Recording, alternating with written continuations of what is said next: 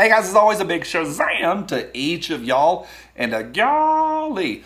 Yesterday I had a great time with sort of an unscripted, unplanned conversation. I want to do it again. I want to ask you a question. I don't think most folks are going to have an answer to this. Big shout out to all of y'all. Yesterday, y'all's comments were really, really good. Read them late last night, got up this morning and spent about a half an hour going through them as well and got to the end. They're really, really good. Great conversation. I'm proud of y'all. There's no simple solution. Today I want to do it again, and I want to just ask a question. The question is going to be why. I don't think, again, we're going to have an answer to this one. Let me set it up. Years ago, I heard this statement that when you look at a war, an armed conflict, we look at anything, but maybe looking at a war through lenses. The Apostle Paul said we all look through a glass darkly. I think, don't hold me to this, I think that what it means is there's color in the glass. You hold up red lenses to your eyes, the whole world goes red. But on sunglasses, the whole world goes smoky, gray, or whatever. You follow me? When you look at a war, the economists will be looking through the lenses of money and the economy. The generals will be looking through power. The sociologists and the anthropologists will be looking they'll look through the lenses of human interaction. The psychologists will look through their own lens. We all do it. In any situation, we look through the lenses of what we've studied, our own wiring, what we think, our biases, our own experience, and plus just the way we are. What is going on right now in DC is unprecedented. The one that I have been stuck on lately is we have the leader of the free world, our president, walking up, and this happened a while back, but it just pings in my brain, I would say every day. I think about this, and I'm challenged, and I'm saying, why? Sniffy walked up to a group of the press corps, cameras rolling, microphones rolling, and said, "My butt's been wiped." Why? I have filtered through every lens that I can put it through. I put it through the comedy lens. Now, it doesn't make sense as comedy. I put it through the lens of him just messing with the press, which he's not really known for that. There's some presidents that'll mess with the press, not him. I put it through the lens of everything I can do, and I still come away with a question mark.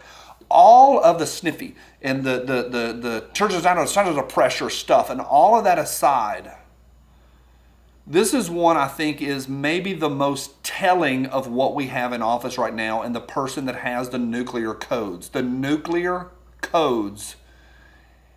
All of it, and I know he's a punchline. I know I get a lot of value out of making fun of the guy, and I think we all do. Laugh or cry, I choose to laugh. What the bleep is going on up there? Who is in charge? Why would he say something like that? I don't think anybody's going to have an answer to it. I believe that DC is gargantuan, and the machine that's going on up there is bigger than any of us realize.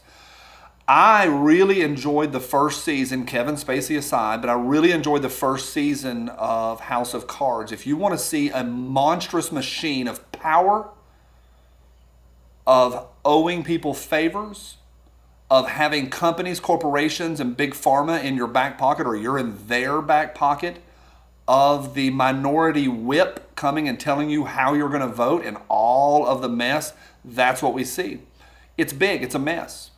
For a long time, I've been saying that I'm really happy with Lauren Boebert and the way she's been towing the line coming out of the 2nd Congressional District in Colorado. Then I find out that her net worth is currently going up, multi-millions of dollars increase in her first 2 years in office. It makes me go,